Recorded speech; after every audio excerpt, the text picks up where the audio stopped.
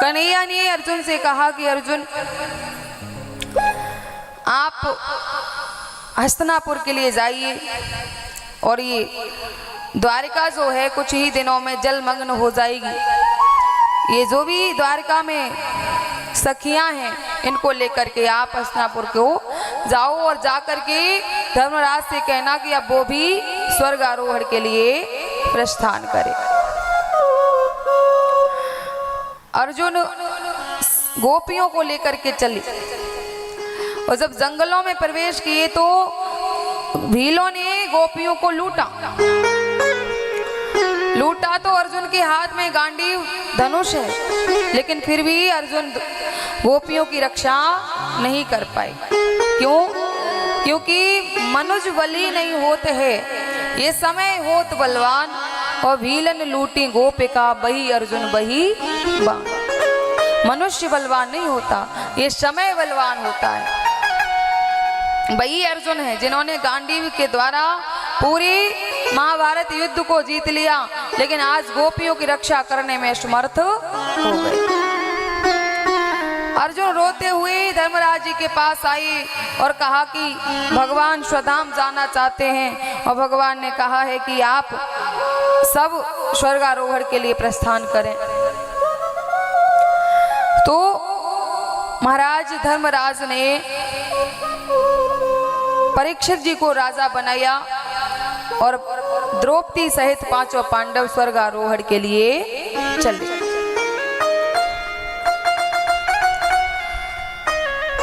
जब चले तो हिमालय पर पहुंचे।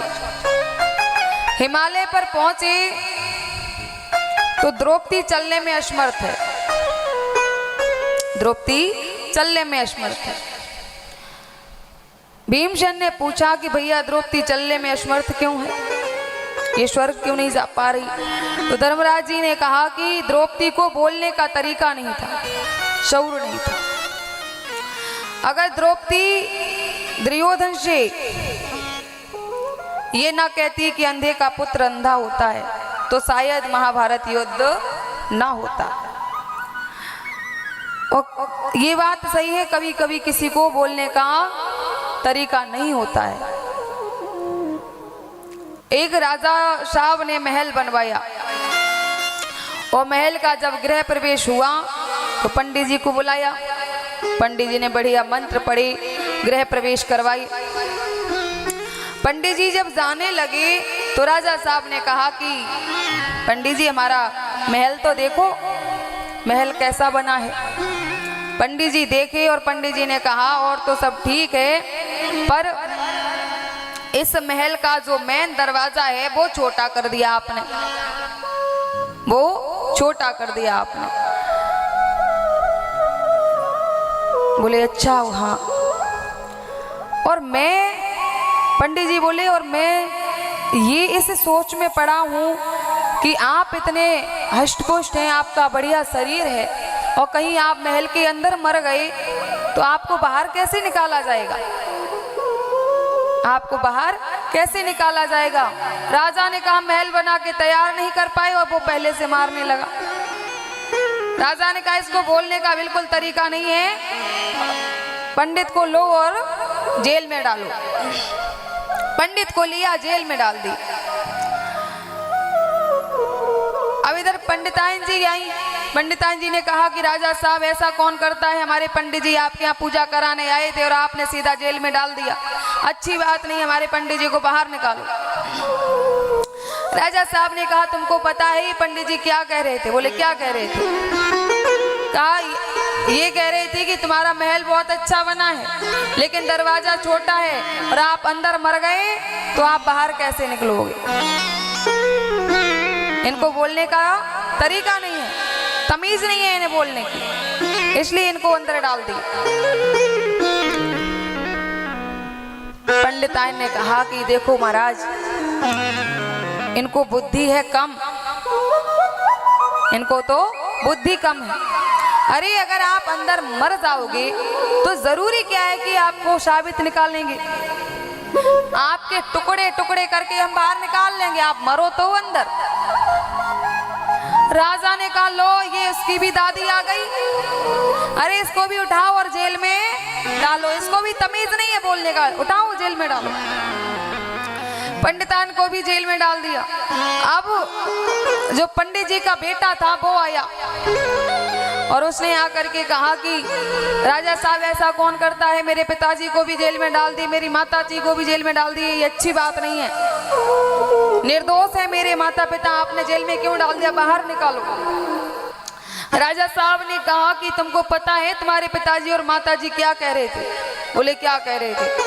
बोले ये कह रहे थे कि तुम्हारे पिता कह रहे थे कि आप अंदर मर गए तो बाहर कैसे निकालेंगे, और तुम्हारी माताजी कह रही है कि आप अंदर मरोगे तो जरूरी नहीं है कि साबित निकालेंगे, आपको काट काट के बाहर निकालेंगे, टुकड़े करके बाहर निकालेंगे। ऐसा भला कोई बोलता है? बेटा ने कहा कि सही बात है, ऐसा नहीं बोलना चाहिए था। अरे वो तो बूढ़े हो गए हैं, उनकी तो बुद्धि काम करना बंद कर दी है। अरे राजा साहब, आप अगर अंदर मर जाएंगे तो हम आपको बाहर क्यों निकालेंगे, हम इतनी मेहनत क्यों करेंगे कि आपके टुकड़े टुकड़े करेंगे? आप अंदर मर जाएंगे तो हम आपके महलों में ही आपको दफना देंगे, आप मरो तो सही। राजा ने कहा लो पूरा परिवार एक जैसा है, इनके लिए क्या कर सकते हैं।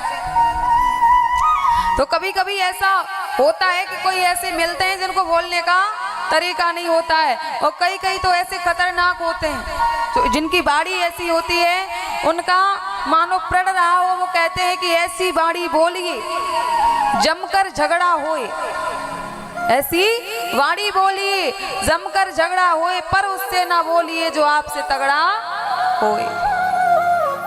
कई कई ऐसे मनुष्य होते हैं जो दूसरों में झगड़ा करवा देते हैं और पीछे हट जाते हैं करा के झगड़ा। ये जीव है ना, ये बहुत खतरनाक है। इस जीव में हड्डी नहीं होती है, लेकिन अच्छे अच्छों की हड्डी तोड़वा देती है, इतनी खतरनाक। इसलिए जब भी बोलो तो बहुत सोच समझ के बोलो, क्योंकि दांत भी इस जीव से हार के बैठे हैं। ये जो दांत है ना, ये भी इस जीव से हार के बैठे हैं। एक बार दांतों ने जीव से कहा कि अरे जीव सुनती है? बोले क्या? कहा हम भैया 32 हैं और तू भीतर बाहर आए, और जो भीतर बाहर गई तो सांप ही जाए चबाए। हम एक दो नहीं है, हम 32 हैं, और तेरा इसी तरह अगर बाहर आना जाना रहा तो हम तुझे एक साथ मिलकर के चबा जाएंगे। जीव ने कहा कि सावधान रहना, सावधान रहना। क्यों? क्योंकि तुम भैया 32 मेरे कुछ बिगाड़ नहीं पाओ, तुम भैया 32 मेरे कुछ बिगाड़ नहीं पाओ। एक शब्द बोल भीतर घुसूं और 32 को तोड़वाऊं। तुम भले ही 32 हो, लेकिन मेरा कुछ नहीं बिगाड़ पाओगे। अरे मैं किसी को भी देखूंगी, बढ़िया जो बॉडी बिल्डर होते हैं उनको देखेंगे और एक गाली दे के अंदर घुस जाएंगे। फ्रंट पे तुम रहते हो, मुक्का तुम्हारे ऊपर पड़ेगा, 32 के 32 बाहर निकल के आ जाओगे। इसलिए हमसे झगड़ा नहीं मोल लेना। तो ये जीव बहुत खतरनाक है, इसलिए जब भी इसको चलाओ ना तो बहुत सोच समझ के चलाओ, क्योंकि एक समय आने पर तलवार से किया हुआ घाव भर जाता है, लेकिन जीव से किया हुआ घाव कभी भरता नहीं है। तो यही धर्मराज जी ने कहा कि इनको बोलने का शऊर नहीं था। आगे बढ़ी तो नकुल सहदेव नहीं जा पाए, क्योंकि नकुल सहदेव को अपने रूप का अभिमान था। और आगे बढ़ी तो अर्जुन नहीं जा पाए, क्यों? क्योंकि अर्जुन को अपने गांडीव पर बहुत अभिमान था। अर्जुन ने भगवान से कहा था कि कन्हैया ऐसा ना समझना कि मैंने आपकी वजह से ही पूरा महाभारत जीता है, मैं गांडीवधारी अर्जुन हूँ। अरे मेरे गांडीव की डंकार आकाश को छूती है, मैं कोई ऐसा वैसा नहीं हूँ। कन्हैया को भी अर्जुन ने ऐसा बोल दिया था, तो सोचो कितना अभिमान रहा होगा। अभिमानी व्यक्ति कभी स्वर्ग नहीं जा सकता। और आगे बढ़े तो भीमसेन स्वर्ग जाने में असमर्थ है। क्यों? क्योंकि भीमसेन जो थे वो दूसरे के हक का खा जाते थे। दूसरे के हिस्से का खा जाते थे। और भीमसेन किसी का जमीन, किसी का मकान, ये सब नहीं हड़पते थे। आजकल तो लोग क्या करते हैं, दूसरे की जो देखा ये गरीब है, ये हमारा कुछ नहीं कर पाएगा, तो उसकी जमीन पे कब्जा कर लिए, उसके मकान पे कब्जा कर लिए। जो दूसरे के हिस्से को अपना जबरदस्ती बना लेते हैं ना, वो कभी स्वर्ग नहीं जा पाते। भीमसेन तो दूसरे के हिस्से का खा जाते थे, इसलिए नहीं जा पाए। धर्मराज जी स्वर्ग में पहुंचे, लेकिन एक बार उनको भी नरक जाना पड़ा। क्यों? क्योंकि धर्मराज ने जीवन में एक बार झूठ बोला था। बोले वो झूठ कब बोला? कहा कि एक बार दुर्योधन ने द्रोणाचार्य जी से कहा कि आप मेरी तरफ जरूर हैं, लेकिन आपका जो मन है वो पांडवों की तरफ है, खाते मेरा हो और बजाते पांडवों का हो। अरे आप चाहें तो एक ही बार में 5 पांडव मारे जाएं, आप चाहते ही नहीं हैं पांडव मारे जाएं, आप चाहते नहीं हैं। द्रोणाचार्य ने कहा कि मैं पूरा प्रयास कर रहा हूं और फिर भी तेरी नजर में मैं गलत हूं। तो यही तो चाहता है ना कि पांडव मारे जाएं, तो मैं प्रण करता हूं कि कल के युद्ध में एक पांडव मारा जाएगा। जब कन्हैया ने ये सुना तो कन्हैया ने अर्जुन से आकर कहा कि कल का युद्ध बहुत सावधान होकर के लड़ना, क्योंकि तुम्हारे गुरु ने प्रतिज्ञा की है, और तुम्हारे गुरु ने प्रतिज्ञा की है तो मैं दावे के साथ कहता हूं कि वो प्रतिज्ञा खाली नहीं जाएगी। अर्जुन ने कहा कि प्रभु बच कैसे सकते हैं? तो कन्हैया ने कहा इसका उपाय तो द्रोणाचार्य के पास ही है, तुम उनसे पूछ के आओ। तो अर्जुन द्रोणाचार्य जी के पास आई। अर्जुन ने कहा कि गुरुदेव मैं आपसे एक बात पूछना चाहता हूँ। बोले क्या? कहा कि गुरुजी बस इतना बताओ कि आपकी मृत्यु कैसे होगी। द्रोणाचार्य ने कहा कि तुम मेरे शिष्य हो, इसलिए तुम्हें हम उदास नहीं करेंगे। जिस दिन मेरा कोई सबसे प्रिय मारा जाएगा, उसी दिन मेरे हाथ से अस्त्र शस्त्र छूटेंगे, और जैसे ही अस्त्र शस्त्र छूटेंगे वैसे ही मेरा वध हो जाना निश्चित है। और जब तक इन हाथों में अस्त्र शस्त्र रहेंगे तब तक मुझे कोई मार नहीं सकता।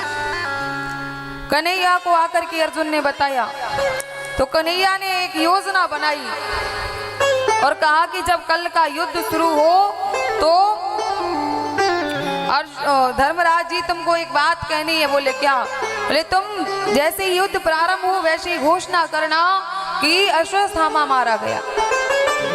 पशु था या नर ये नहीं पता।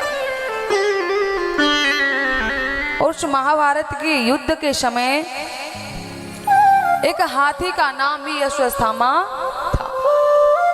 जैसे ही युद्ध प्रारंभ हुआ वैसे ही अर्जुन और द्रोणाचार्य आमने सामने हुए। इधर धर्मराज जी ने घोषणा कर दी कि सुनो सुनो सुनो, अश्वत्थामा मारा गया, अश्वत्थामा मारा गया, अश्वत्थामा मारा गया। ये नहीं कहा कि पशु था या नर था, मनुष्य था, ये नहीं कहा। जैसे ही द्रोणाचार्य ने सुना कि अश्वत्थामा मेरा बेटा मारा गया, द्रोणाचार्य के हाथों से अस्त्र शस्त्र छूट गए। और जब बेटा ही नहीं रहा तो मैं जिंदा रह के क्या करूंगा। जैसे ही अस्त्र शस्त्र छूटे कन्हैया ने आज्ञा दी अर्जुन वार चलाओ। अर्जुन ने उसी समय द्रोणाचार्य के ऊपर बाणों की बौछार कर दी और द्रोणाचार्य का अंत हो गया। एक झूठ जो धर्मराज जी को नरक में लेकर के आ गया।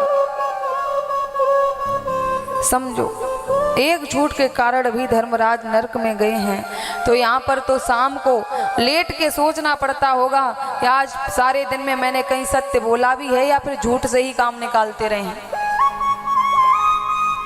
आज लोगों की विचारधारा ऐसी हो गई है कि अपना काम बनता और भाड़ में जाए जनता। अपना काम निकल जाए फिर संसार से कोई मतलब नहीं है। कौन अपना है कौन क्या है कोई मतलब नहीं, अपना काम बनाने से मतलब है। ऐसे लोग हो रहे हैं। छोटी छोटी खुशियों के लिए झूठ बोलते हैं, सामने वाले को ये नहीं देखते हैं कि सामने वाले को कितना कष्ट होता होगा। सामने वाले की भावनाओं से खेल जाते हैं, सामने वाले की भावनाओं से झूठ का सहारा लेके खेल जाते हैं। और तो और दुनिया के लोग कैसे हैं, पहले तो आपको अपनी बातों में लेंगे, हम तो आपको बहुत प्रेम करते हैं, बहुत चाहते हैं आपको, और जैसे ही अपना काम निकलेगा वैसे ही तुमको भूल जाएंगे कि तुम कौन थे। और काम निकाल के फिर क्या कहते हैं, कहते हैं हम तो बहुत चतुर हैं, हम तो बहुत चतुर हैं, जो हमने उसको बेवकूफ बना दिया, पागल बना दिया, अपना काम निकाल लिए। बताओ सामने वाले की भावना क्या रही थी तुम्हारे प्रति, और तुमने कैसी भावना को लेकर के उसको बेवकूफ बना दिया। ऐसों का उद्धार होगा क्या? नहीं होगा। इनके लिए तो अलग सजा और मिलेगी। इसलिए अत्यधिक झूठ मत बोलो, बोलो लेकिन इतना नहीं। जो दैत्यों के गुरु थे ना, उन्होंने कहा था कि कुछ जगह ऐसी हैं, शुक्राचार्य जी ने कहा था कि कुछ स्थान ऐसे हैं जहां पर झूठ बोलने से पाप नहीं लगता है। कौन सा? कहा कि जहां पर बेटी का विवाह हो रहा हो और किसी कारण उस विवाह में कोई भी समस्या आ रही हो तो और आपके एक झूठ से उस बेटी का विवाह हो जाता है, तो वहां पे आप झूठ बोलेंगे तो आपको पाप नहीं लगेगा। या फिर आप ऐसी जगह पर फंसे हैं कि आपकी जान की बाजी लगने वाली है, तो आप अपनी जान बचाने के लिए वहां झूठ बोलोगे तो पाप नहीं लगेगा। या आपके झूठ बोलने से किसी भी जीव की रक्षा होती है तो झूठ बोलोगे पाप नहीं लगेगा। लेकिन मनुष्य जिस स्थान पर झूठ बोलना है वहां तो नहीं बोलता, जहां पर नहीं बोलना होता है वहां बोलता है। किसी की बेटी का अगर अच्छे घर में विवाह होने वाला हो तो पूरा प्रयास करेंगे कि ना हो पाए, पूरा प्रयास करेंगे कि ना हो पाए। समझो ऐसों का कैसे उद्धार होगा।